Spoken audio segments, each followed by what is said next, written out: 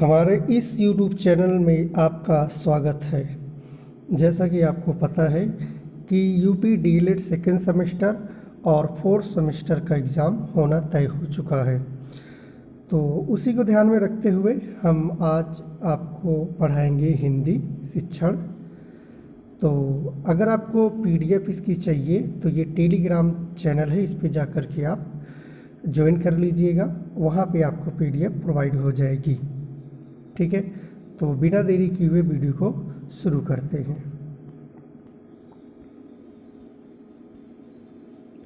ये आपका पहला लेसन है। देखिए, हमने पाठ का नाम कहीं पे डाला है, कहीं पे नहीं डाला है। ठीक है, तो उसको थोड़ा सा कम ध्यान दीजिएगा, पढ़ने पे ज़्यादा ध्यान दीजिएगा। हमने ये कोशिश की है कि आपको वही कंटेंट दे जो आपके एग्ज़ाम में आता है। पहला देख लीजिए, मुंशी प्रेमचंद का कथन है। ये आपके अति लघुत्तरी और लघुत्तरी में पूछा गया है, कहानी से संबंधित ये कथन है। मुंशी प्रेमचंद जी कहते हैं कि कहानी एक ऐसी रचना है जिससे जीवन के किसी एक अंश या मनोभाव को प्रकट करना एक लेखक का उद्देश्य है। उसके चरित्र, उसकी शैली, उसका कथन्यास सब उसी एक भाव को पुष्टि करता है। देखिए, थोड़ा सा लिखावट में थोड़ा सा फ़र्क हो सकता है, क्योंकि PDF सभी बच्चों ने मिल के तैयार की है और वो भी एक हफ्ता लग गया। ठीक है, इसलिए 2-3 दिन से वीडियो नहीं आ पा रहे थे। ये पूछा गया है, ठीक है, इसको हल्के में ये भी पूछा गया है। राय वर्ण ये भी पूछा गया है। राय वर्ण का क्या कथन है, कहानी संबंधित क्या अभिव्यक्ति है। राय वर्ण कहते हैं कि प्रत्येक शिक्षक को यह प्रयत्न करना चाहिए कि वह एक अच्छा कहानी सुनाने वाला बन जाए। यहाँ पे मिल जाए लिखा है, ये थोड़ा सा मिस्टेक है, बन जाए। किसी भी निपुण शिक्षक को यानी इतनी सहायता नहीं करनी चाहिए जितनी कहानी सुनाने में निपुणता। ठीक है, आगे चार्ल्स बैरेट, ये भी कहानी संबंधित है। इनका क्या कथन है। चार्ल्स बैरेट कहते हैं कि कहानी एक लघु वर्णनात्मक गद्य रचना है जिसमें जीवन, वास्तविक जीवन को कलात्मक रूप में प्रस्तुत किया जाता है। प्लेटो क्या कथन है। देश के लिए व्यायाम और मस्तिष्क के लिए संगीत की शिक्षा है। कहानी भी संगीत का ही एक भाग है, अतः कहानी भी शिक्षा देने का एक महत्वपूर्ण साधन है।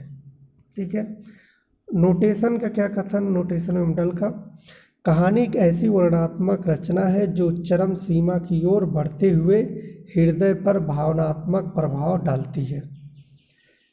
H.G. वेल्स का क्या कथन है। कहानी एक छोटी सी रचना है। ठीक है, ध्यान रखिएगा। अब कहानी की उपयोगिता, यानी कहानी शिक्षण क्यों किया जाता है, इससे संबंधित है। पहला, कहानी शिक्षण से ज्ञान में वृद्धि होती है। और क्या होता है, कहानी शिक्षण द्वारा विद्यार्थियों का सर्वांगीण विकास होता है। कहानी अभिव्यक्ति, सृजनात्मक अर्थ ग्रहण का विकास होता है।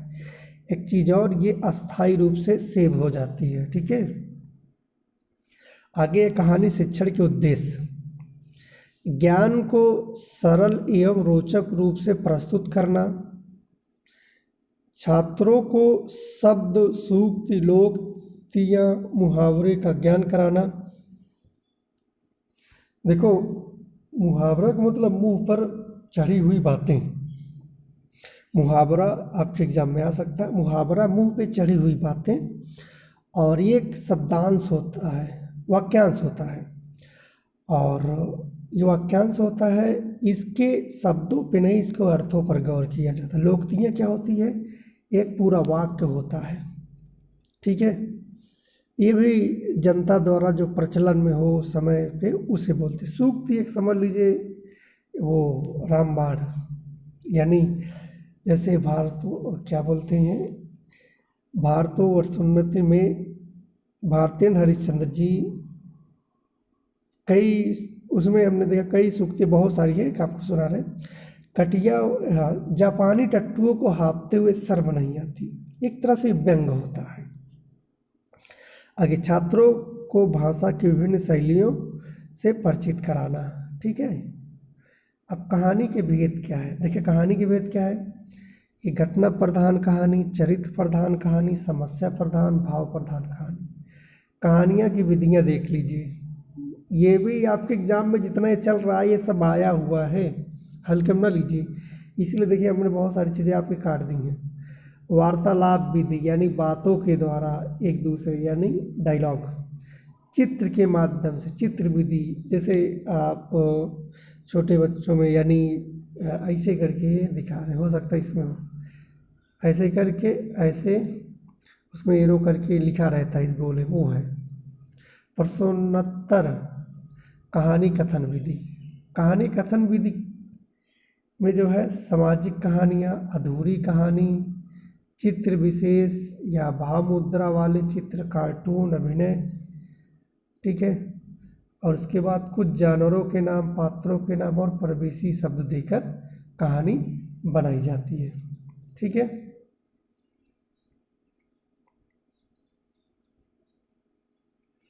आगे विशेष घटना, किसी घटना संबंधित होती, टीवी और सीरियल या नाटक।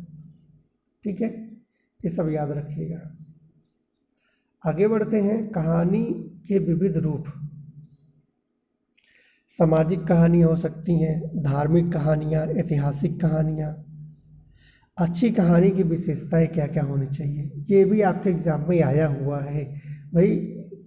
एग्जाम में लमसम जितना ये चल रहा सब आया हुआ है। ठीक। शीर्षक, एक अच्छा शीर्षक होना चाहिए, एक अच्छे कहानी की एक शीर्षक बेहतर होना चाहिए। कथानक होना चाहिए, पात्र होना चाहिए, कथन होना, भाषा शैली होना चाहिए, उद्देश्य कोई होना, ये नहीं कि कहानी का मनगढ़ंत चलता हुआ चला गया, कोई उद्देश्य ही ना हो। कहानी का चयन क्या होना चाहिए? पहला, कहानियाँ जो कहानियों विद्यार्थियों के स्तर अनुकूल हो, यानी जो उनका स्तर उसी के अनुकूल नहीं। अब पता लगा छोटा सा बच्चा, उसको कोई तार्किक कहानी बताओ तो थोड़ी समझ में आएगा। ठीक है। आगे, सरल और स्पष्ट और गतिशील हो। कहानी में पात्रों का अधिकता ना होनी चाहिए। ठीक है। ये पहले लेसन था, दूसरा पाठ आप आ गया उद्देश्य। इसमें भी उद्देश्य चर्चा, मौखिक बातचीत के द्वारा बच्चों की झिझक दूर करना। ठीक है। ये थोड़ा सा मिस्टेक हो गया, उद्देश्य हो उसका तो होना चाहिए। ठीक है। आगे यहाँ पे आते हैं पाठ 2। ठीक है। चलिए, अब इसमें क्या क्या हम बात करेंगे। परिवेशी अध्ययन क्या है और गतिविधियों तथा त्योहारों पर बातचीत। इसमें से जो इम्पोर्टेंट नहीं था उसको काट दिया गया है। ठीक है।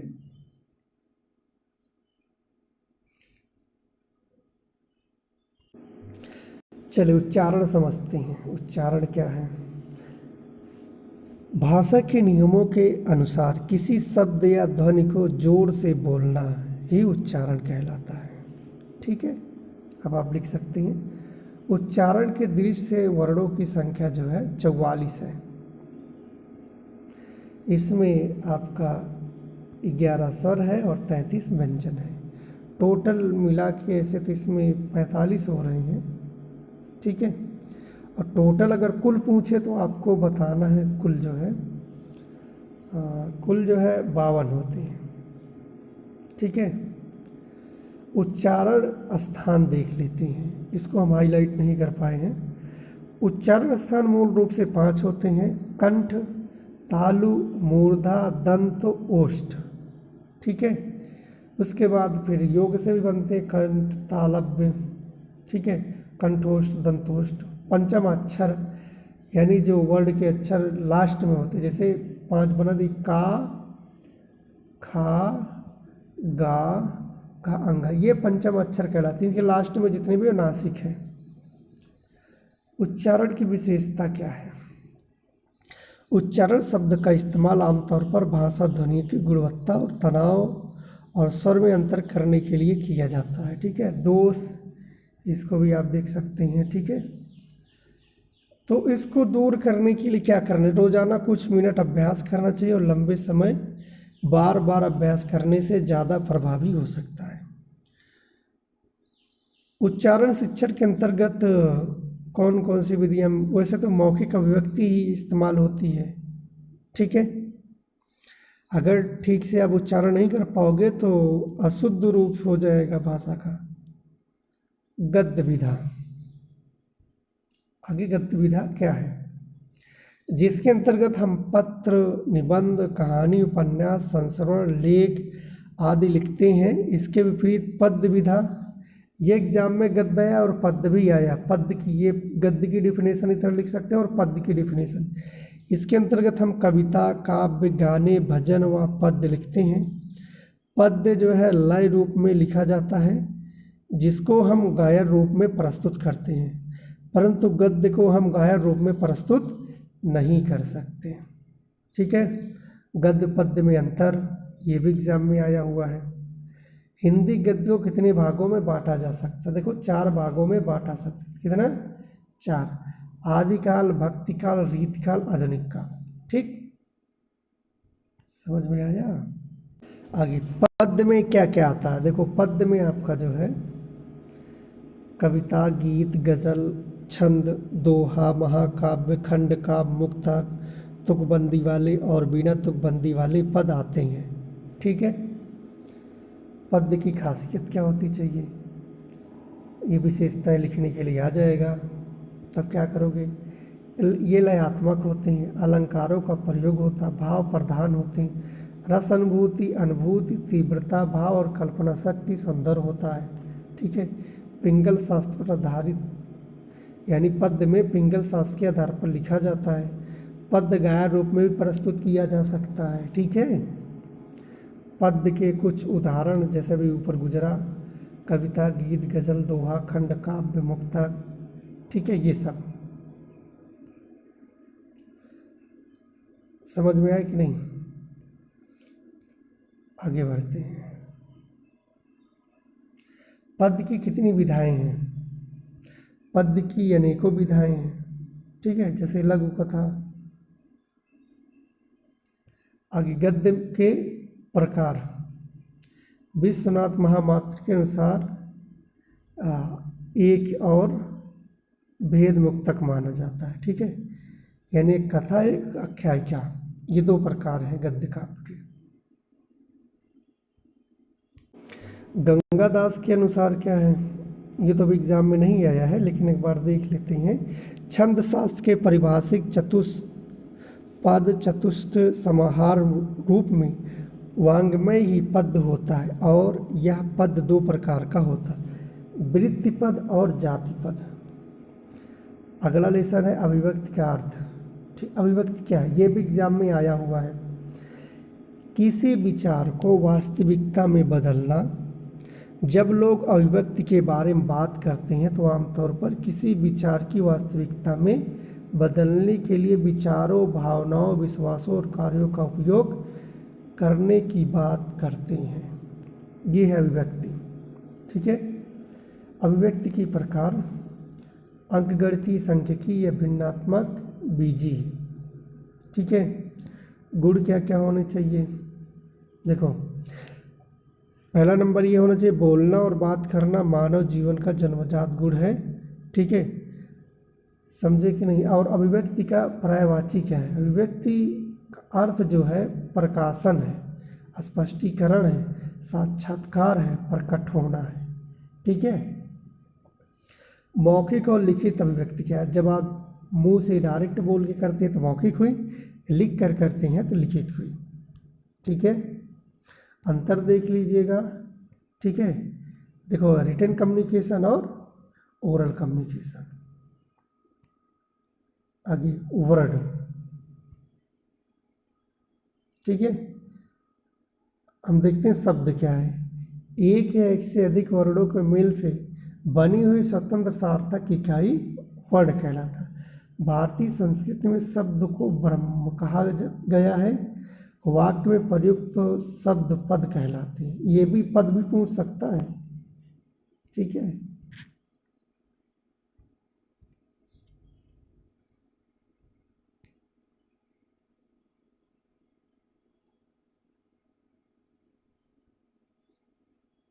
आगे देखते हैं शब्द कि कितने भेद होते हैं, 2 भेद होते हैं, ठीक है। और अगर प्रयोग के आधार पर करोगे या अन्य आधार पर तो बहुत सारे हैं, ठीक है। एग्जाम में जैसे डायरेक्ट पूछा जाता है अति में, तो आप 2 लगाइएगा। देखो और भी, यानी शब्द को किन आधारों पे बांटा जा सकता है? व्युत्पत्ति, उत्पत्ति, प्रयोग, रचना, अर्थ और लिंग, वचन और कार्य के अनुसार भी बांटे जा सकते हैं। शब्द और भी भेद किए जा सकते हैं, जैसे 4 भेद: तत्सम, तद्भव और यौगिक, ठीक है। इसमें तो बहुत सारे बांट दिए गए हैं। शब्दों के कुछ उदाहरण हैं तो जानते ही हो आप, ठीक है। आगे बढ़ते हैं।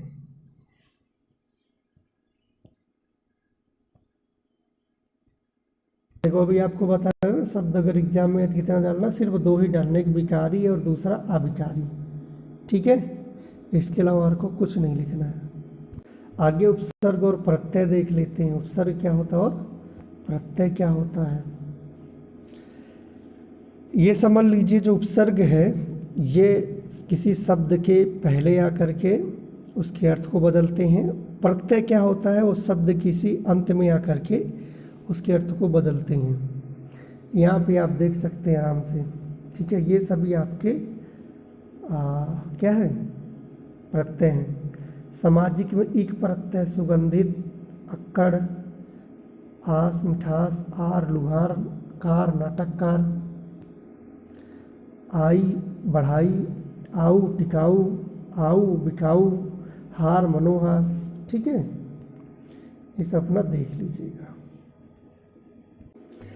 आगे यहाँ उपसर्ग और प्रत्यय तथा अंतर क्या होता है। अगर आप इसका विशेषता समझ गए हैं तब तो आराम से कर ही लेंगे, ठीक है। इसकी स्क्रीनशॉट ले लीजिए, आप पढ़ लीजिएगा। उपसर्ग टोटल अगर पूछता है तो आपको 22 है, ठीक है। वो कौन कौन से हैं? हिंदी संस्कृत के उपसर्ग 22 हैं। देखो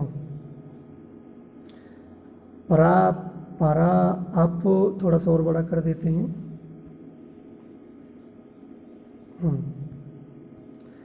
सम, अनु, औ, निस, निर, दुस, दूर, वि, अंग, नी, आदि, आपी, आति, सु, उत, आबि, प्रति, परि, उप, ये समास है।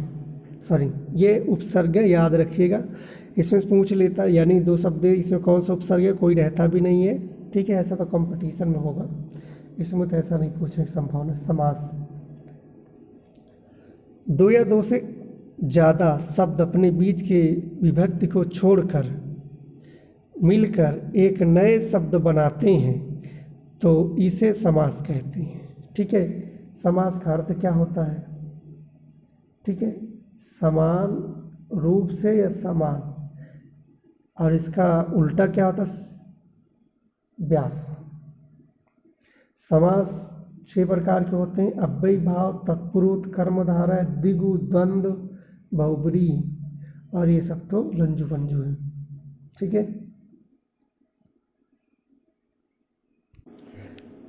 आगे यहाँ पे देखिएगा, देखो समास के 2 जो समास के शब्द होते हैं वो 2 ही पार्ट होते हैं, एक उत्तर पद, एक पूर्व पद, ठीक है। इन्हीं से आगे पीछे करके समास बनते हैं। यहाँ पे थोड़ा सा आपको उपसर्ग से बने शब्द हैं, ठीक है। थोड़ा सा ऊपर नीचे हो गया बनाने में। तो अति का देख लीजिए, अति से कौन कौन शब्द बनते हैं। आपसे पूछ सकता है कि अति, अभी, अब का प्रयोग करते हुए 2 उपसर्ग बनाइए, 2 उपसर्ग शब्द बनाइए, ठीक है। उपसर्ग युक्त आपको बनाना है, जैसे अति, अभी, इसको आप देख लीजिए, आराम से इसको बना सकते हैं, ठीक है। इसमें कोई दिक्कत नहीं होगी क्योंकि इतना दिमाग आपके पास है। अब ये उर्दू के उपसर्ग हैं, ठीक है। बद, बे, ठीक है। बद से बदसूरत, बदनाम, बद दिमाग, बदतमीज, बदकिस्मत, बेरहम, बेअसर, बेकसर, बेवफा। कम, कम सीन, कम ख्याल, कमजोर, कम दिमाग, कम जात। गैर, गैर कानूनी, गैर हाजिरी। आप सभी लोग बोलते हैं लेकिन बशर्ते जानते नहीं कि ये किसका है। खुश मिजाज, खुशनुमा, खुशगवार, खुशबू, खुशदिल। ना, नाराज, नालायक, नामुमकिन, नापसंद, नादान। उसके बाद अली, अलबत्ता, अलगरज, बर्खास्त, बर्दाश्त, बिल आखिर, बिल्कुल, बिलवजह। हम उम्र, हम दर्द, हम पेशी। दर असल हम गए थे, ऐसे बोलते ना। दर हकीकत, फिलहाल, फी आदमी है। बदनाम, बदौलत, बाकायदा, ठीक है, मौका। सरताज, सरपंच, सरदार, सरकार। बिलवजह, बिला शक, हर, प्रतीक। ठीक है, इसको भी देख लीजिए, बहुत ही इम्पोर्टेंट है। ठीक है, अब इसमें टॉपिक थोड़ा लिखा तो ज़रूर था, लेकिन लेफ्ट राइट हो गया है।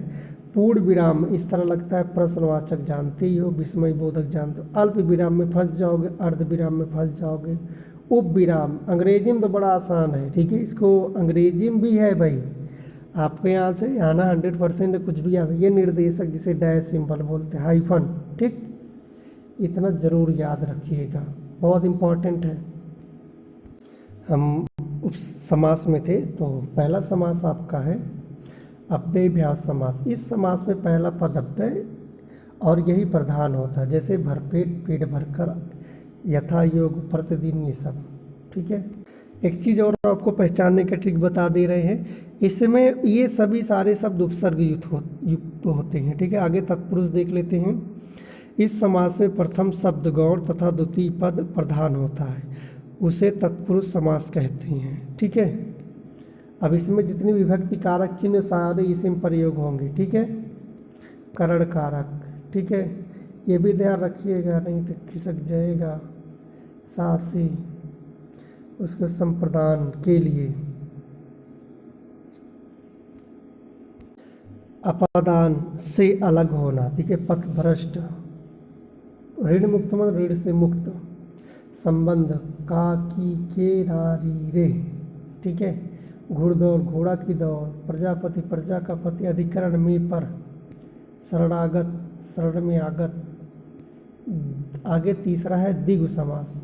ये सभी संख्यावाची होते हैं। ठीक है, और इसमें 1 से लेकर 9, उसके बाद 10 का भाज्य जितना भी होगा वो सभी आपका द्विगु समास होता है, जैसे चौराहा, त्रिभुवन। ठीक है, नवग्रह। द्वंद्व समास देखिएगा, इस समास में दोनों पद प्रधान होते हैं तथा ए और या अथवा किसी शब्द का लोप हो जाता है। ठीक है, जैसे आय व आय और व, अन्न जल, अन्न और जल, कर्मधारय, ये समझ लो विशेषण युक्त होते हैं। ठीक है, महात्मा, महान है जो आत्मा। स्वर्णकार, नीलकमल, पीताम्बर। ठीक है, इसमें उपमेय और उपमान होता है। घन श्याम, घन के समान श्याम। कमल नयन, कमल के समान नयन। मुखचंद्र, बहुब्रीहि समास, बड़ा इम्पॉर्टेंट है। इस समास में कोई पद प्रधान नहीं होता, यानी जो दोनों दिए एक को नहीं होता, कोई तीसरा हो जाता है बेचारा। जैसे रावण क्या है, दशानन। चतुर्भुज, 4 भुजाओं वाले जो विष्णु हैं। गणेश का लंबोदर, विष्णु चक्रपाणी। नीलकंठ, नीला है जो कंठ। ठीक है, कुछ ऐसे भी समास है जो कर्मधारय और बहुब्रीहि दोनों हैं, लेकिन उसमें अंतर थोड़ा सा अलग हो जाएगा। ठीक है, एग्जाम में आया हुआ है। जैसे नीलकंठ में अगर आपको कर्मधारय करना तो नीला है जो कंठ, लेकिन बहुब्रीहि करना है तो नीला है कंठ जिसका। ठीक है, नहीं लपक जाओगे। और पीताम्बर करना पीला है जो अंबर, और बहुब्रीहि करना पीला है अंबर जिसका, अर्थात कृष्ण। कर्मधारय और द्विगु समास में अंतर देखो। नीला अंबर, नीला है जो अंबर। पंचवटी, 5 वटों की, 5 वटों की असमाहार। ठीक है, ये आपका अंतर अंतर नहीं पूछा जाएगा, ठीक है, इसको इतना ज़रूरी नहीं है। अब आइए डीओपी डीएलएड का बहुत पसंदीदा प्रश्न, संज्ञा क्या है, ठीक है। देखो अब जो समास अभी हमने बताया, समास में सिर्फ आप छओं का नाम थोड़ा थोड़ा एग्जाम्पल याद रख लीजिएगा बस, ठीक है। पहचानने की आपकी प्रवृत्ति होनी चाहिए, तो उसमें पहचान ही लोगे। लिखने के लिए आप छः लिख देना, इतना डिटेल में नहीं लिखना है, ठीक है, 2 पेज से ज़्यादा नहीं लिखना है।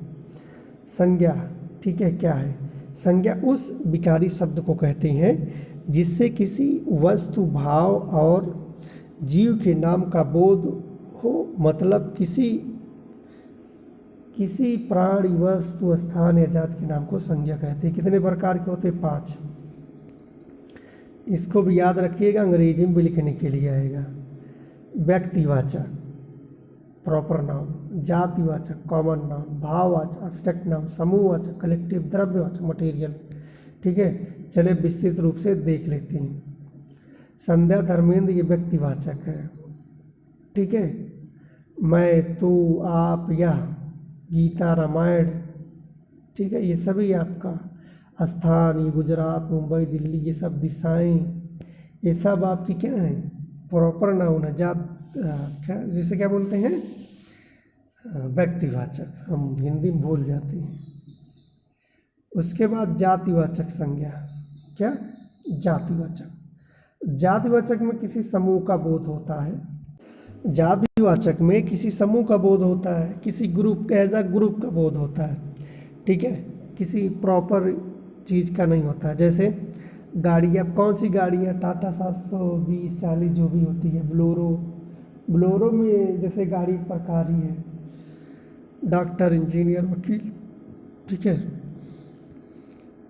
अगर वो सब आपको और आगे यानी कम समय में तय करना है तो आप इसी के स्क्रीनशॉट ले लीजिए, ठीक है। लफ्ज़ सफर आपको यही समझा देते हैं सारी चीज़ें, आगे जाने की ज़रूरत नहीं है।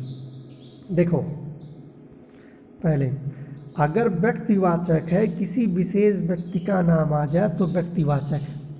जैसे भी लड़का, अब लड़का कौन सा? अगर राम बोल दो तो व्यक्तिवाचक बन। लड़की, अगर सीता बोल दो लड़की।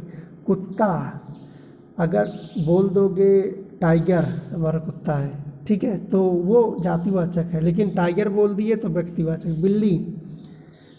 बिल्ली बोले तो व्यक्तिवाचक नहीं है। अगर पूसी या माइसी, पिंसी, जो भी नाम रखे हो बोल दिए तब वो आपकी व्यक्तिवाचक। किताब, जैसे हिंदी किताब तो व्यक्तिवाचक, लेकिन किताब तो वो जातिवाचक।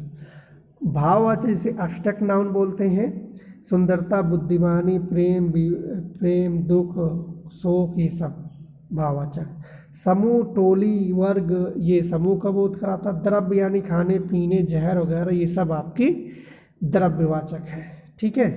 अब ये आपको आसानी समझ में आ गया होगा। आगे देखते हैं सर्वनाम।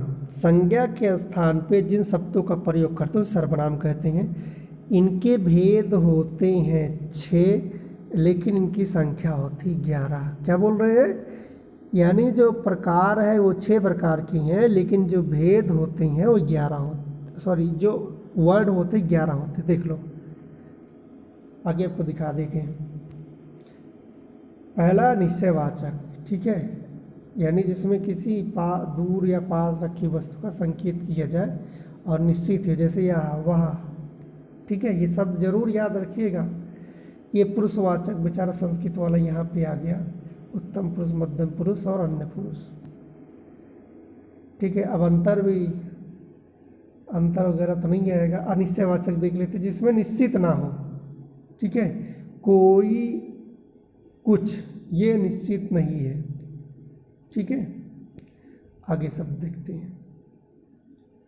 किसी ने फोन किया, पता नहीं कौन है।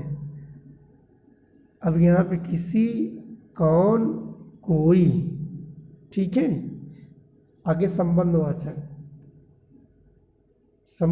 में क्या है कि यानी इस प्रकार के सर्वनाम में जो संज्ञा होती है उससे कुछ ना कुछ संबंधित भाव होते हैं। जैसे तुमने जो कार मांगी थी वही कार है, तो इसमें जो आ गया, तुम जो बोलोगे मैं वैसा ही करूँगा, जो वैसा, ये है, ठीक है। प्रश्नवाचक संबंधित कौन, क्यों, कैसे। निजवाचक अपना, मैं, स्वयं, ठीक है, ये सब निजता का बोध कराने वाले को। अब कुछ प्रश्न है, इसको सॉल्व कर लीजिएगा, ठीक है। इनमें से किस वाक्य में निजवाचक सर्वनाम का प्रयोग हुआ है, ठीक है। ऑप्शन ए सही है। आगे बढ़ते हैं। मैं आप चला जाऊंगा, इसमें भी निजवाचक है। आप कहाँ जा रहे हैं, ये इसमें समझ रहे ना, कहाँ जा रहे हैं प्रश्नवाचक है। अगर कहाँ पूछे तो प्रश्नवाचक, आप पूछे तो ये पुरुषवाचक, ठीक है। नजर हटी दुर्घटना घटी, वह जो संबंध है, ये इसमें कौन सा ऑप्शन है, इन वाक्यों में से किस वाक्य में वह का प्रयोग संबंधवाचक के रूप में हुआ है। जो मेहनत करेगा वह सफल होगा, बेसिक सी बात है। एक चीज और, इनमें से किस वाक्य में निजवाचक सर्वनाम का प्रयोग हुआ है। तो अगर आप थ्योरी पढ़ समझ गए होंगे तो निज का समझ गए होंगे कि आप है, वह आप खा लेगा, यानी खुद ही खा लेगा, स्वयं की बात है। आगे आप एक और देख लीजिएगा, मैं आप चला जाऊँ, निजवाचक ही है। आप कहाँ जा रहे हैं, आप क्या है, ठीक है, ये पुरुषवाचक है। इन वाक्यों में से किस वाक्य में वह का प्रयोग संबंधवाचक, जो सो ऐसा होगा तो उसमें है। जो मेहनत करेगा वह सफल होगा। सर्वनामों की संकुल संख्या 11 है भाई, याद रखना, टपक जाएगा। इसमें से कौन सा कथन सही है, पहला सही है। पहले में क्या बोलता है, बोलता सर्वनाम, क्या, रुको भाई इनको हटाते हैं, सर्वनाम संज्ञा की पुनरावृत्ति को रोकता है, बात सही है। और किसकी हिम्मत ही है। पुरुषवाचक सर्वनाम कितने होते हैं, 3 होते हैं, अभी प्रकार ही बता दिए, 3 इसमें है। मैं स्कूल जाता हूँ, इसमें कौन सा है सर्वनाम, मैं। सर्वनाम देखना है, वह है इसमें, राम कुछ लिख रहा है, कुछ है इसमें। दरवाजे पर कोई खड़ा है, अनिश्चयवाचक कोई। मैं अखबार पढ़ता हूँ, मैं। तू तुम सर्वनाम शब्द है, ठीक है, पुरुषवाचक।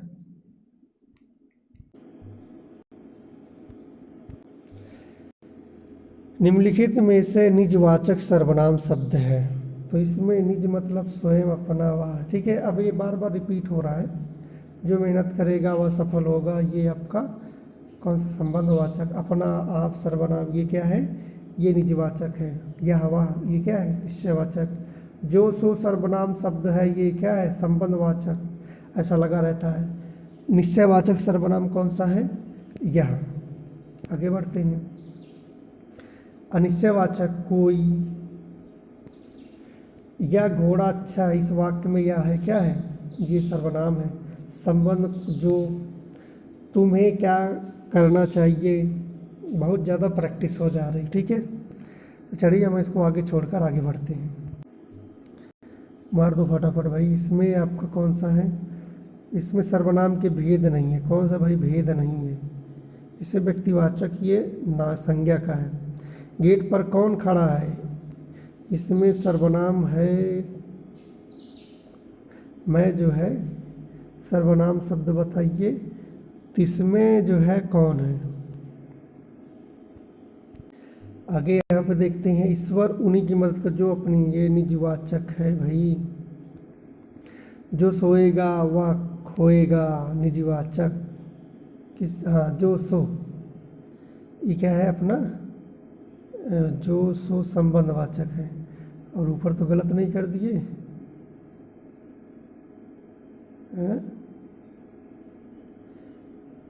हाँ, अपना खुद। सर्वनाम के भेद 6 है, ठीक है। अब इसकी ट्रिक समझ लीजिए। एक व्यक्ति, एक पुरुष निश्चय अनिश्चय के निजी प्रश्न के संबंध में फंस गया, ये लिख लीजिएगा और याद कर लीजिएगा, ठीक है। आगे देखते हैं, क्रिया किसे कहते हैं, कितने भेद होते हैं। देखो, क्रिया को यदि कर्म के आधार पर देखा जाए तो दो प्रकार, सकर्मक और अकर्मक। अगर कोई क्रिया पूछते हैं तो यानी कार्य करने वाले को कर्ता, और कर्ता के द्वारा जो भी कार्य किया जाए उसे क्रिया बोलते हैं। देखो आगे यहाँ पे क्या है, काम करना, वही चीज़, कोई काम करना या होना हो, दो प्रकार क्रिया होती है, कर्मक और सकर्मक। जैसे खाना पीना, लिखना पढ़ना, ये आया हुआ एग्जाम में टपक जाएगा।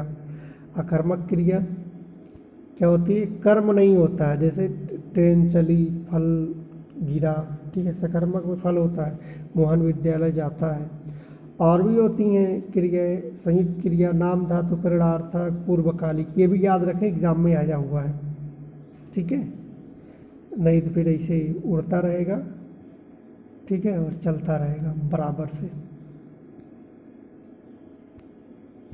आगे सकर्मक क्रियाएँ, वही क्रियाएँ जिनका प्रयोग प्रभाव वाक्य में प्रयुक्त कर्ता पर ना पड़े, ठीक है,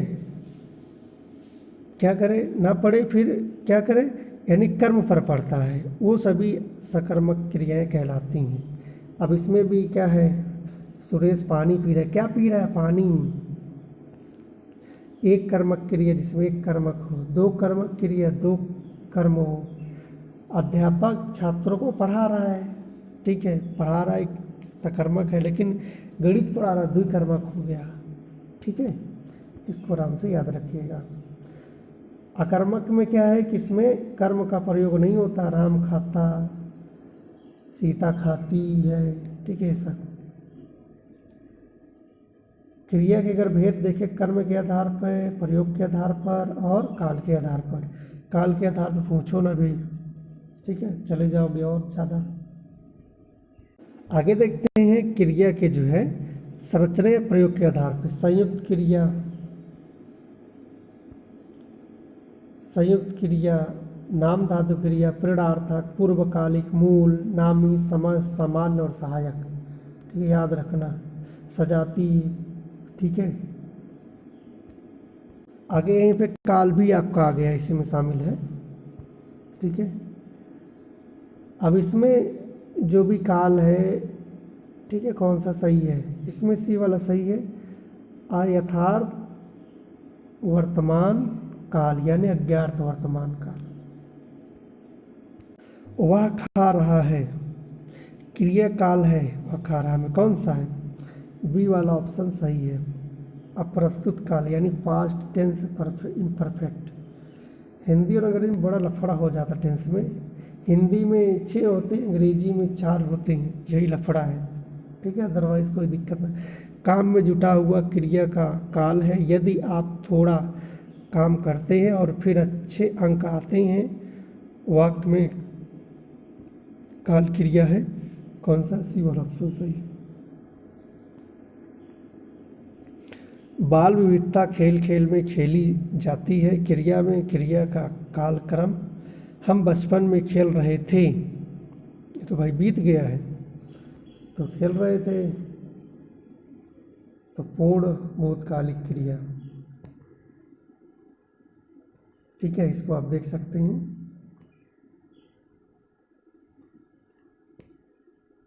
कर्म के आधार पर क्रियाएं कितनी है भाई, 2 हैं, अकर्मक सकर्मक। वह प्रार्थना पर लिख कर चला गया, इस वाक्य में पूर्णकालिक क्रिया है, कौन सी है, लिखकर। क्रिया में भेद, ठीक है, सहायक क्रिया, पूर्वकालिक, नाम बोधक, द्विकर्मक, संयुक्त, क्रियार्थक। आगे विशेषण, ये भी आपके एग्जाम में आया हुआ है, विशेषण। विशेषण को देख लीजिएगा। संज्ञा सर्वनाम की जो विशेषता, गुण, दोष, संख्या, परिमाण बताता है, उससे ही क्या बोलते हैं, विशेषण बोलते हैं, ठीक है। टेढ़ा मेढ़ा, काला गोरा, उज्जर, करिया, जो भी हो, ये सब। देखो, जो आपके विशेषण 8 प्रकार के हैं, ठीक है, 8 ही है। वैसे हम इनको 4 ही भाग में बांट सकते हैं, गुणवाचक, संख्यावाचक, परिमाणवाचक और सर्वनामक विशेषण, ठीक है। गुणवाचक जो गुण बताए, दोष, आकार, ठीक है, ये सब बताए, वो गुणवाचक हो गया। अवस्था, स्थान, रंग। संख्या में जो संख्या बताए, कितने व्यक्ति हो, कितने आदमी हो, ठीक है, 5 लोग एक मिठाई, कुछ लोग, ठीक है। अब इसमें भी निश्चित अनिश्चित भी होता है, ठीक है। ये ना चल सोचना कि बस निश्चित है होता है। जैसे कुछ लोग खाना खा रहे हैं, परिमाणवाचक में कुछ परिमाण होता है, निश्चित भी होता है निश्चित भी होता है। जैसे थोड़ा चावल, थोड़ी दाल, ठीक है। तो ये अनिश्चित है, लेकिन 1 लीटर पानी, 2 लीटर दूध, ये निश्चित है। आगे सर्वनामिक विशेषण, बड़ा इंपॉर्टेंट टॉपिक है। जो शब्द सर्वनाम होते हुए भी किसी संज्ञा से पहले आकर उसकी विशेषता को प्रकट करे। ध्यान दीजिएगा, अगर भाई देखो, यानी जैसे वह नौकर नहीं आया, तो अब कब आप वह को कहोगे कि ये सार्वनामिक विशेषण, कब कहोगे सर्वनाम है। अगर यहाँ पे नौकर ना होता तो ये क्या होता, सर्वनाम होता। अगर वही सर्वनाम किसी नाउन के पहले आकर उसकी विशेषता बताए तो सार्वनामिक विशेषण हो जाता है। दिमाग में ठूस के रख लीजिएगा, समझे ना। चलिए वचन देख लेते हैं। जब किसी व्यक्ति, वस्तु, अंक, कुछ भी चीज़ों का, एक ही चीज़ों का बोध हो तो उसे क्या बोलते हैं, एक वचन। कई चीज़ों वस्तुओं का बोध होता है तो बहुवचन बोलते हैं, ठीक है। इनको ध्यानपूर्वक देख लीजिएगा, एग्जाम में आ सकता है। जैसे कुछ ऐसे हैं जो हमेशा एक वचन में, बारिश, पानी, दूध, दही, आकाश, जनता, ठीक है। ये हमेशा एक वचन में है। आगे हम लिंग देख लेते हैं। जिस शब्द से या संज्ञा से किसी व्यक्ति का पुरुष या स्त्री होने का बोध होता है उसे लिंग बोलते हैं, ठीक है। जैसे इसमें क्या है, हाथी का हथनी, लेखक का लेखिका, ये सब। वैसे तो जो लिंग है वो जेंडर है, 4 प्रकार के होते हैं। अंग्रेजी में देखें तो मैस्कुलिन, फेमिनिन, उसके बाद न्यूटर और कॉमन। मैस्कुलिन में मेल यानी पुल्लिंग बोला जाता है। फेमिनिन बोले तो स्त्रीवाचक, और न्यूटर बोले तो लाइफलेस, और कॉमन बोले जो दोनों वाचक है, ठीक है। अब देखो इसमें सजीव निर्जीव भी बांट दिया गया, गजब है। ये याद रखिएगा, ठीक है। हम हाईलाइट कर देते हैं, जो आप फंसोगे, हाथी, आदमी, बकरा तो है ही, शिशु, राजकुमार। निर्जीव में आपका लमसम समझ में आ जाएगा। स्त्रीलिंग का आपको बता दिए हैं, अब इसको देख लीजिएगा। सजीव और इसे माता, ये स्त्रीलिंग है। बकरी, बंदरिया, मछली, बुढ़िया, शेरनी, नारी, रानी, राजकुमारी, बहन आदि। निर्जीव में धोती, टोपी, सड़क, सजा, भीड़, छत, किताब, ईंट, ईंटसे, मंजिल, परत, झोपड़ी, गंगा, नदी, शाखा, कुर्सी आदि। हाँ, एक चीज़ और, वैसे तो MCQ और अति में आना बहुत कम चांस है, ये लघु में आएगा आपको लिखने के लिए। जो आपको आसान लगे वही याद कर लीजिए, बाकी छोड़ दीजिएगा, ठीक है। ये पुल्लिंग के उदाहरण, स्त्रीलिंग के उदाहरण है, ठीक है। गर्दन में तुम्हारी गर्दन मरोड़ दूंगा, ठीक है। तो गर्दन कौन सा है भाई, लिंग। अब आगे, सदैव पुल्लिंग में रहने वाले शब्द कौन कौन से हैं। तो जो सदैव पुल्लिंग में, पिता, भाई, लड़का, पेड़, शिव और हनुमान, बैल। और स्त्रीलिंग में रहने वाला क्या है, माता, बहन, यमुना, गंगा, कुर्सी, छड़ी, नारी, बुआ, लड़की, लक्ष्मी, गाय। काल आप देख लीजिए, काल, ठीक है। क्रिया के जिस रूप में कार्य करने या होने के समय का ज्ञान होता है उसे काल कहा जाता है, ठीक है। जैसे टीना पढ़ाई कर रही है, मोनिका ने अच्छा पत्र बनाया था, ठीक है। ये सब काल के भेद 3 प्रकार के, वर्तमान काल, भूतकाल, भविष्यकाल। वर्तमान काल वर्तमान का बोध कराता है, ठीक है। ये ग्राफ आप ध्यानपूर्वक देख लीजिएगा, थोड़ा सबमिट किया है भाई, ठीक है। वर्तमान में 6 है और भूत में 6 है, लेकिन भविष्य में 3 ही है। ठीक है, ये वर्तमान काल के 6 नाम हैं। सामान्य वर्तमान काल, अपूर्ण, पूर्ण, संदिग्ध, तत्कालिक, संभाव्य। ठीक है, ये आप इसको पढ़ सकते हैं अपना। संदिग्ध काल वर्तमान काल में क्या है, यानी आपको आशंका रहती है, कन्फर्म नहीं है फिर भी आशंका है कि ऐसा हो रहा होगा। ठीक है, जैसे हलवाई मिठाई बनाता होगा, भाई पता नहीं बना रहा है कि नहीं। तत्कालिक वर्तमान में पढ़ रहा हूँ, जा रहा हूँ, ये सब। संभाव्य वर्तमान में वह लौटा हो, वह आया हो। भूतकाल में इसमें काम पूर्ण हो चुके होते हैं। ठीक है, इसको जरूर नोट कर लीजिए। भूतकाल के वेद 6 हैं, जो नीचे मिट गया था। सामान्य, आसन्न, पूर्ण, अपूर्ण, संदिग्ध और हेतु हेतुमत। जितना आपको लिखना उतना देख लीजिए और बाकी छोड़ दीजिएगा, क्योंकि अब एग्ज़ाम है, एग्ज़ाम बेस पे आप पढ़िएगा। ठीक है, संदिग्ध भूतकाल, हेतु हेतुमत, ये शर्तवाची होता है। यदि वर्षा होती तो फसल अच्छी होती, बात सही है। ये समयकालीन भूतकाल है, वह पिछले 3 घंटे से टीवी देख रहे हैं। भविष्यकाल, जो आने वाले समय में होगा। ठीक है, वो भविष्यकाल। एग्जाम्पल के लिए वह कल घर जाएगा। ठीक है, भविष्यकाल के वेद 3 ही है, सामान्य भविष्यकाल, संभाव्य भविष्यकाल, हेतु हेतुमत। ठीक है, जैसे वह घर जाएगा, संभाव्य में जो है यानी आशंका व्यक्ति, इस परीक्षा में शायद मुझे अच्छे अंक प्राप्त होंगे। हेतु हेतु में शर्तवाची, वह कमाए तो मैं खाऊं, भाई गाय कमाएगा वो तो गाय खाएगा। भूतकाल कुल कितने भेद हैं, 6 भेद हैं, और वर्तमान के 6, लेकिन भविष्य के 3 भेद हैं। ठीक है, कल्याण अभी आया है, भूतकाल। ठीक है,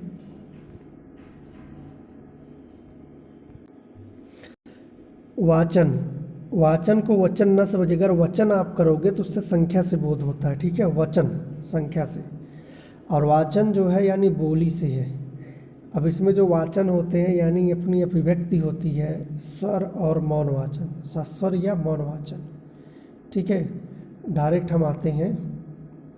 हाँ, इसमें कुछ यानी वाचन कौशल विकसित करने के लिए क्या क्या बातें ध्यान रखनी चाहिए।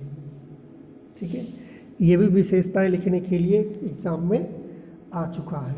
तो देखते हैं, सबसे पहले उचित बालाघात का इस्तेमाल करना, शब्दों का सही उच्चारण करना, वाचन के दौरान भावानुसार उतार चढ़ाव लाना, वाचन के दौरान मेज या दीवार का सहारा न लेना, वाचन के दौरान आवाज़ स्पष्ट होनी चाहिए, हमारी तरह कहीं पे गले में खराश वगैरह नहीं होनी चाहिए। ठीक है, ताकि किसी को अच्छे समझ में आ जाए, समझे ना।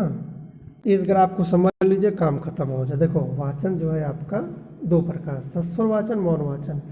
जब आप मुंह से बोलते हैं, जैसे मैं बोल रहा हूँ, तो सस्वर वाचन है। अब व्यक्तिक वाचन, सामूहिक वाचन, अगर पूरी कक्षा बोले तो सामूहिक वाचन, अगर मैं अकेले बोल रहा हूँ तो व्यक्तिक वाचन। अब व्यक्तिक वाचन में देखो 2 प्रकार के, आदर्श और अनुकरण। तो मैं बोल रहा हूँ, मेरे पीछे कोई नहीं रिपीट कर, तो आदर्श वाचन मैं कर रहा हूँ। लेकिन मैं बोल जो रहा हूँ उसका कोई अनुकरण करे, उसे बोलते हैं अनुकरण वाचन। ठीक है, मौन वाचन में गंभीर और द्रुत, अगर एक बार आपने पढ़ चुका है या पहली बार आप पढ़ रहे हैं तो गंभीर वाचन, अगर एक बार पढ़ चुके हैं तो द्रुत वाचन होगा। ठीक है, अच्छे शिक्षक के गुण आप इसको लिख सकते हैं। पत्र लेखन, पत्र लेखन क्या होता है, देखो, एक व्यक्ति अपनी भावनाओं को एक कागज के पत्र पर लिखकर दूसरे व्यक्ति के सामने प्रकट करता है, उस प्रोसेस को पत्र कहा जाता है। ठीक है, इसे चिट्ठी भी कहते हैं। पत्र लिखते समय क्या क्या बातें याद रखनी चाहिए, सरलता से पत्र लिखें। पत्र लेखन में अपना उद्देश्य अच्छे से लिखें, ही नहीं पता नहीं कहाँ लिखते हुए चले जाओ, पढ़ने के बाद पता चले अरे भाई पता नहीं क्या लिखा है। स्पष्ट रूप से पत्र लिखे, साफ रहे और प्रभावपूर्वक हो, यानी प्रभावित करे। संक्षिप्त हो, ऐसा नहीं कि 10 पेज का पत्र हो, आधा 4 लाइन की लिखो लेकिन स्पष्ट रूप से हो। पत्र में मौलिकता भी होनी चाहिए। ठीक है, पत्र का महत्व क्या है, देखो, जो बातें आप मुंह से या ओरल नहीं कर सकते हो, पत्र के माध्यम से कर सकते हो। इसमें गोपनीयता भी होती है, ठीक है, प्रार्थना भी होती है, सगे संबंधियों की होती है, ठीक है। आगे देखते हैं, अगर पत्र का प्रकार पूछे तो एग्जाम में डालना दो। पत्र के कितने प्रकार हैं? दो प्रकार है। कौन कौन से? औपचारिक और अनौपचारिक, ठीक। औपचारिक पत्रों को सरकारी सूचनाओं तथा संदेशों के प्रेषण में शामिल किया जाता है, ठीक है। अनौपचारिक पत्र को पारिवारिक, निजी, सगे संबंधी, दोस्तों को भेजा जाता है। बस इतना बहुत है। अब इतना समझ गए होंगे कि क्या रहना चाहिए। एक चीज़ और, औपचारिक पत्र को लिखने का एक औपचारिक उद्देश्य होना आवश्यक है। अनौपचारिक में हो या ना हो, फट से भेज दो भाई, अपना लम्हा तो पड़ेगा ही, ठीक है। ये सारी चीज़ें ध्यान रखनी चाहिए।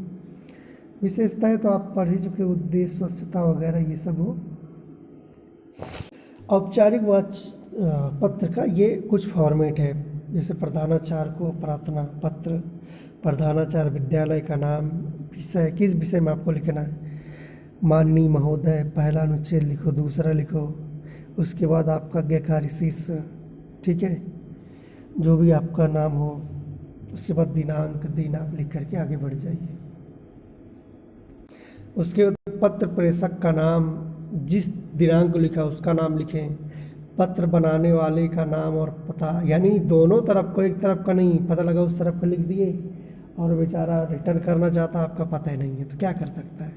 पत्र लेखन जो है, लिखने का विषय संकेत हो। पत्र लेखन में संबोधन आवश्यक हो, प्रिय, आदरणीय, ये नहीं कि उठा के फेंक दिए हो। जो ये अनौपचारिक पत्र है, प्रेषक का पता हो, दिनांक हो, संबोधन हो, अभिवादन हो, पहला अनुच्छेद, दूसरा, तीसरा, चौथा, जितना हो उतना लिख डालो। उसके बाद आपका संबंधित जो हो उसको लिख दीजिए। अभिवादन क्या क्या, सादर, नमस्ते, नमस्कार, प्रणाम, ये सब जरूर लिखिए, ठीक है, नहीं उठा के फेंकना शुरू कर दो।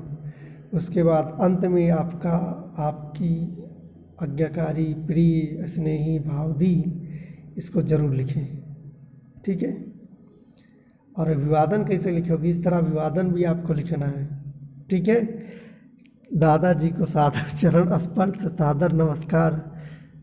अगर पुत्र हो, पुत्री हो तो उसको, अब तो ये चलता नहीं, व्हाट्सएप यूनिवर्सिटी है, लेकिन भाई अब पढ़ना तो पड़ेगा ही, ठीक है। दादा या नानी, माता को सादर नमस्कार, चरण वंदना, ठीक है, आदरणीय जी, पूजनीय दादी जी, दादाजी। आगे छोटा भाई या छोटी बहन हो तो हितैष, यानी संबोधन, प्रिय, स्नेहमयी, ठीक है। ये सबको देख लो भाई, यूज करना पड़ेगा। अब आपको कुछ निबंध लिखना है। सूरज जल रहा है, इसके बारे में लिखना था, आप लिख सकते हैं। अखबार के मायने लिख सकते हैं, ठीक है। और मेरा स्कूल पर लिख सकते हैं। ये सब आपको लिखना आना चाहिए, हो सकता है एग्जाम में आ जाए। छुट्टी यानी काम का बोझ, ठीक है। ये तो थे आपके बुक से जो जो इम्पोर्टेंट था, उनको हमने बहुत स्पीड में कवर किया। अगर एक बार में नहीं समझ में आया होगा, दोबारा पढ़ लीजिएगा।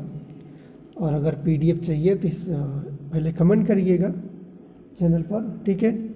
और आपको हम टेलीग्राम चैनल पे प्रोवाइड कर देंगे, ठीक है। तो आगे बढ़ते हैं, कुछ और इम्पोर्टेंट नोट्स हैं।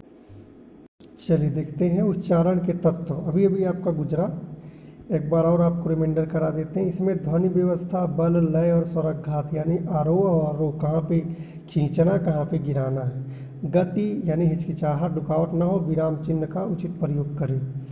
कहानी की परिभाषा देखो, अभी ये गुजरा ना, देख लीजिए, रायबर्न का गुजरा। शिक्षण विधियाँ ये भी आपको बताए, कहानी शीर्षक ये भी बताए। आगे यहाँ पे पर्वत का समानार्थी कूट होता है। छात्र सबसे ज़्यादा सक्रिय प्रश्नोत्तर विधि में होते हैं। वाचन मतलब वचन संख्या से। सजग, सजग, ये सजग है। सजग मतलब चौकस, सचेत, सावधान। महाकवि में समास कर्मधारय है। ये संयुक्त अक्षर है, सरा, ठीक है, सारा। ये वाला सही ऑप्शन, ये अगर ये कटा रहेगा तो ऑप्शन नहीं सही है, लेकिन मजबूरी में क्या करोगे। मुद्रा का अर्थ अंगूठी, रुपया और आकृति होता है। स्थावर जंगम होता है, ठीक है। द्विज शब्द का अर्थ है ब्राह्मण, पक्षी, दान। अब्ज शब्द का अर्थ शंख, कमल और कपूर, विरोध का समर्थक विलोम है। आई का जो है क्या है, आई का अर्थ है सांप, ठीक है। भाषा संसार का नादमय चित्र है, सुमित्रा नंदन सुकुमार कवि भी हैं प्राकृत की। आनंद का विलोम विषाद, श्रृंगार ये श्रृंगार वाचन सही है, ठीक है। वर्तनी, कबीर के गुरु शेख तकी हैं, क्या भूलूं के याद करूं आत्मकथा है, ठीक है। किसकी है बता दीजिएगा। आगे मुंशी प्रेमचंद की जो विधा यानी जो कहानी अधूरी रहेगी उसका नाम है मंगलसूत्र, ठीक है। यानी जो चीज़ें वहाँ नहीं कवर हो पाई यहाँ पे हमने ले लिया है थोड़ा बहुत। आगे बढ़ते हैं, यहाँ पे देखिएगा अगला है रात्रि, रात्रि पर्याय यामिनी विभावरी रैन, ये सब किसका है, रात्रि की पर्यायवाची है। सरस्वती की पर्यायवाची भारती, शारदा, मीरा, पाणी। लघु का विलोम दीर्घ, पूरब और उत्तर के बीच की दिशा को ईशान कहते हैं। व्यंजनों को उच्चारण को 3 भागों में बांट सकते हैं। ध्वनियाँ जो हम बोलते हैं, ठीक है, वो प्रयत्न, जो प्रयत्न होता है वो क्या है, यानी इसमें उच्चारण ध्वनियाँ होती चाहिए, यत्न कहते हैं। स्वर तंत्र में कंपन से श्वास की मात्रा से चीमा तथा अग्र अवयव द्वारा। मांटेसरी विधि, ठीक है। लेखन एक शारीरिक क्रिया है जिसमें बालकों के हाथों को गतिविधियाँ करनी पड़ती, याद रखिएगा टपक जाएगा। प्रोफेसर रमन बिहारी लाल, इनका क्या कथन है, आप मानव अपने हृदय के भाव प्रकट करने के लिए जिस ध्वन्यात्मक संकेत साधन का प्रयोग करता है उसे उसकी मौखिक अभिव्यक्ति कहते हैं, याद रखिएगा। शब्द के प्रकार बताए थे अभी, रचना के आधार पर क्रिया, प्रेरणार्थक, संयुक्त, तो फिर नाम धातु कोपाल, ये भी बताए थे। आगे यहाँ पर देखिएगा व्यूह का विलोम निव्यूह अव्यूह, उपसर्ग यानी जो ये शब्द दिया गया उनमें इसमें उपसर्ग है। कंदी का जो है तत्सम जो कंकी या कड़कती है। पत्र लेखन 2 प्रकार की, ये भी आपको बता चुके हैं। इस तरह से हमने ये हिंदी का वीडियो कंप्लीट किया। आवश्यकता होगी तो हम और एक वीडियो बना देंगे, तो चैनल को सब्सक्राइब करिएगा और इसको शेयर करिएगा। जितना आप शेयर करेंगे, जितना व्यूज़ बढ़ेगा उतना अच्छा कंटेंट आएगा। तो वीडियो को यही समाप्त करते हैं। जय हिंद, जय भारत।